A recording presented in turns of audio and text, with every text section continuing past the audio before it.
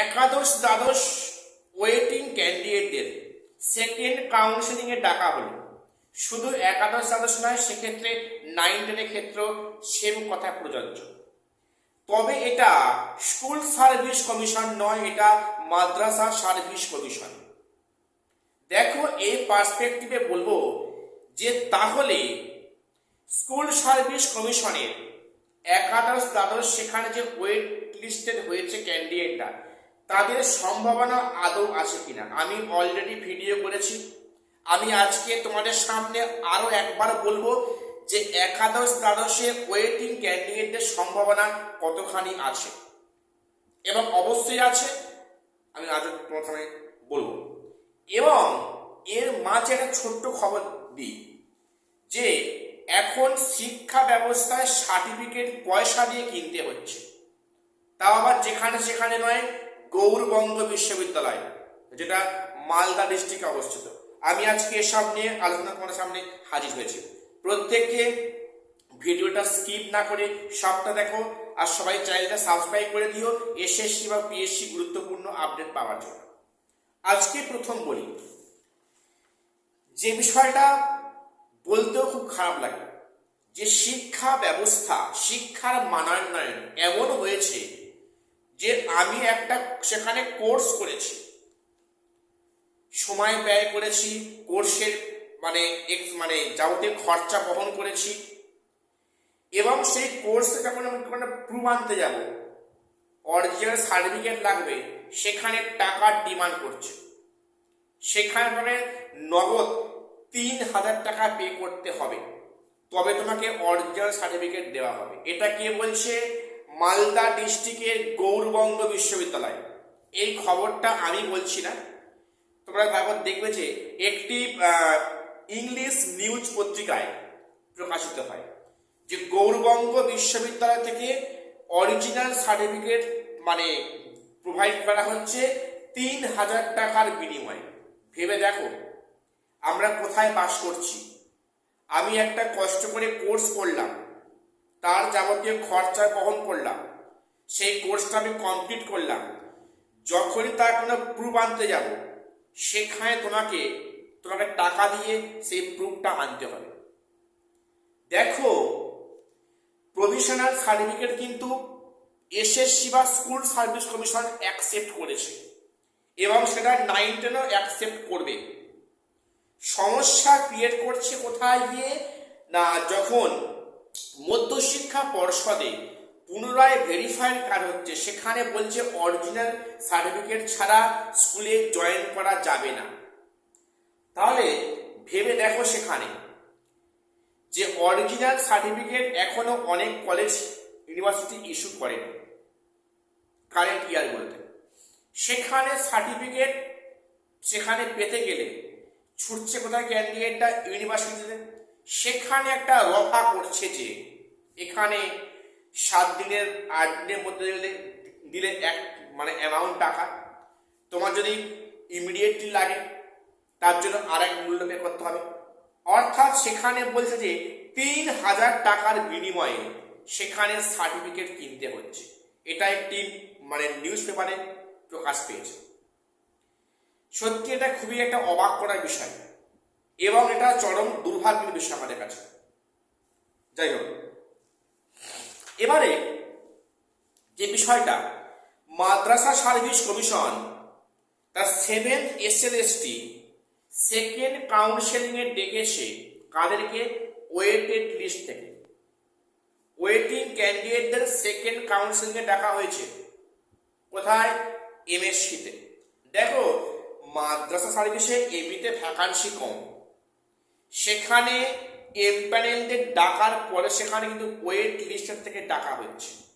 তাহলে যে প্রশ্নটা লজিক্যালি আসে, তাহলে স্কুল সার্ভিস কমিশনের একাদশ দ্বাদশে সেখানে এত যে ভ্যাকান্সি রয়েছে, তাহলে সেখানে ওয়েটিং থেকে কত অবধি ডাকবে? তাহলে কি ওয়েটিং এর সবাই চাকরি কনফার্ম হবে? একদমই নয়। আমি আগে বলেছি, এখনো বলছি। আজকে ভিডিওটা মন দিয়ে শোনো। দেখো, একাদশ দ্বাদশের এমপ্যানেল যারা, আচ্ছা তারা আমি বলে রাখি, এই যে মাদ্রাসা সার্ভিস কমিশন সেকেন্ড কাউন্সেলিং কেন ডাকছে, সেখানে যে রিজন দেখাচ্ছে যে সেখানে ফার্স্ট কাউন্সেলিং এর পরে সেখানে ক্যান্ডিডেটরা স্কুলে যোগদান করেন বা তারা অন্য চাকরিতে ফিরে গেছে বা চলে গিয়েছে। অনেকে এই চাকরি স্বেচ্ছায় করেনি, ফলে সেখানে যে ভ্যাকান্সি হয়েছে সেই ভ্যাকান্সিতে পুনরায় ওয়েট লিস্টের থেকে ডাকা হয়েছে। সেখানে নবম দশম এবং 11-12 আছে chemistry, biology, English, history, geography ইত্যাদি কিন্তু সাবজেক্টে ডাকা হয়েছে। এখন এখানেই প্রশ্ন যে তাহলে এসএসসিতে কত দাঁড়াবে। প্রথম বলি দেখো, তোমরা জানো যে এই পরীক্ষায় যেহেতু ইন সার্ভিস এবং ফ্রেশার উভয় বসেছে এবং সরকার বা কমিশন চাইবে যারা ইন সার্ভিস তাদের যেন ম্যাক্সিমামকে এই প্রসেসে ইন করা যায় এবং ইন করবে। এখন সরকার বা কিন্তু কমিশন দায়বদ্ধ যে এই সমস্ত যারা ডাক পায়নি, যারা ওয়েট লিস্টের আছে, তাদের চাকরি দেওয়ার দায়িত্ব কিন্তু কমিশনের। কেন? তাদের ভুলের জন্য কিন্তু তারা চাকরি হারা হয়েছে। ঠিক আছে, তোমরা দেখবে একাদশ দ্বাদশে কিন্তু যারা ওয়েটিং আছে তাদের মধ্যে কিন্তু অসংখ্য ক্যান্ডিডেট আছে যারা ইন সার্ভিস ওয়েটিং এ আছে। আমার জানাশোনায় কয়েকজন আছে ওয়েটিং এ আছে। দেখো তাদের শিক্ষা বিজ্ঞান, এডুকেশন, পল সায়েন্স সাবজেক্ট, যে সাবজেক্টটা 9-10 নেই তারা ওয়েটিং এ আছে এবং অনেকটা তারা ব্যাকে আছে, পিছনে আছে। এখন যে প্রশ্নটা অ্যারাইজ করছে সবার মনে যে তাহলে কি তাদের ডাকবে? দেখো, যেটা আমার মনে হয় তোমাদের বলছি যে ওয়েটিং লিস্ট থেকে কিন্তু এবারে অনেক ক্যান্ডিডেটদের ডাকবে, এটা শিওর। আমি এ বিষয়ে আশাবাদী। দেখো সেখানে ওই যে ওয়েট লিস্টে কিন্তু অনেক পিছন দিকে ইন সার্ভিসটা আছে। সেক্ষেত্রে ফিলোসফি, এডুকেশন, সেখানে হিস্ট্রিতেও আছে, ইভেন ইংলিশেও আছে। তাহলে এই সমস্ত যে সাবজেক্টে পিছন দিকে আছে, তাহলে তাদের ডাকতে গেলে যারা সামনে তাদের কাছে ডাকতে হবে, না হলে আবার সেই র্যাঙ্ক জাম্পিং কেসটা আসবে যেটা 16 হয়েছে। কাজেই এখানে কিন্তু ওয়েটিং যারা আছো প্রথম দিকে অবশ্যই ডাক পাচ্ছ, চিন্তা নেই। যারা আছো মাঝখানে তারাও ডাক পাওয়ার সম্ভাবনা খুব খুব বেশি, এবং যারা একদম পিছন দিকে আছো তাদের হয়তো সম্ভাবনা অনেকটাই ক্ষীণ বা কম, কিন্তু সেখানে সম্ভাবনা কিছুটা হলেও আছে। ঠিক আছে, এবং সেখানে কিন্তু ওয়েটিং থেকে অনেকের চাকরি হবে এ বিষয়ে কিন্তু নিশ্চিত, বা একটু আমরা ধরে নিতে পারি। কাজেই ওয়েটিং যারা আছে একটু দেখো। এখন তো এমপ্যানেল এখন তো তাদের কাউন্সেলিং কমপ্লিট হবে না। ঠিক আছে, তারপরে এখনো অনেক বাকি আছে। এখন জল অনেক গড়াবে, এটা নিশ্চিত। তোমরা এখনই আশাহত হও না, যারা ওয়েটিং এ আছো একটু ওয়েট করে যাও।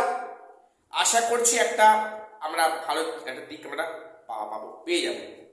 ঠিক আছে, তো আজকে এটুকু আপডেট দেওয়ার ছিল। প্রত্যেক চ্যানেলটা সাবস্ক্রাইব করে দিও এসএসসি ও পিএসসি আপডেট পাওয়ার জন্য।